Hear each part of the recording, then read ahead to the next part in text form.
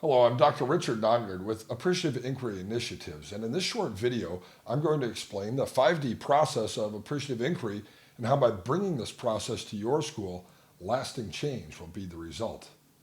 Imagine how successful your leadership will be viewed when cultural transformation is a lasting legacy that you leave for your school.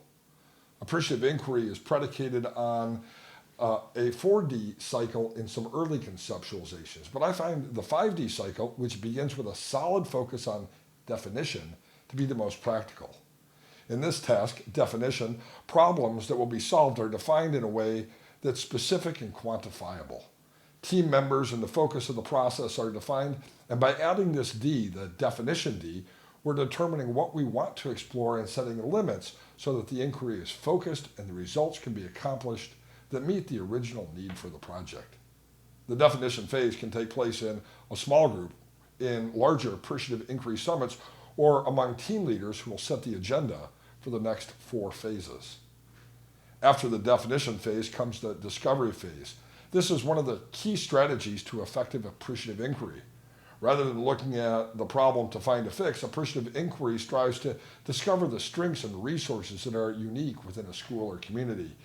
It is amazing how profound keys to success can be found by looking at what is right with an organization rather than following the traditional model of looking for problems.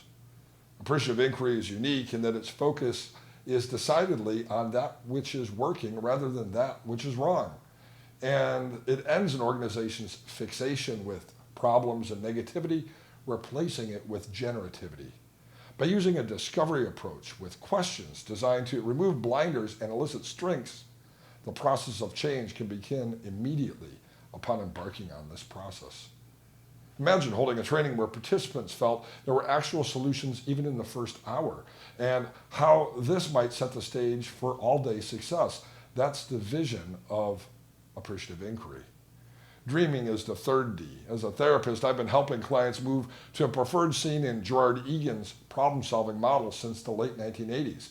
This is the dream phase, the part of the process where leaders, schools, and communities create a portrait of what a school might look like in its fullest level of potential. This is the phase where expectations for success are established and a mindset of empowerment replaces a mindset of defeat or resignation. I know how to help a school drill down and define dreams that are attainable. Through the process of appreciative inquiry, schools can flourish. Design is the 4th D, and in this phase, a school maps a pathway to what should be done based on the dreams and the discovered strengths from the previous phases.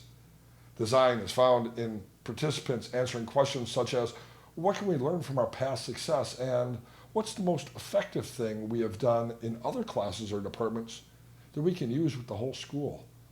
Imagine the potential your school could tap into by discovering something unique in one class or department that could prove transformational throughout the organization if only others knew about it. This is what AI does for an organization. The 5th step is the destiny or delivery phase. Every organization that embarks on a quest of change wants deliverables. Appreciative inquiry is not just a process for feeling good, but a process for creating actionable outcomes and quantifiable success. This step might begin with questions such as, what small change can we implement today? Or it might ask questions like, how can we communicate our plan and follow up? Goals and objectives are defined with specific action strategies that result in complete change. If I'm doing a training with a leadership team or a large group, my focus remains the same, translating a proven process that has worked for other schools into a meaningful process and results for your school. Training a team or a staff in appreciative inquiry can be a one-day process, or it might take the form of ongoing consulting and coaching. Core group inquiries can focus on narrow niches within a school, and positive change networks can expand the scope to include other related schools or community organizations. If you'd like to learn more about appreciative inquiry or begin this process at your school, call me at any time or visit my webpage at www.appreciativeinquiryinitiatives.com.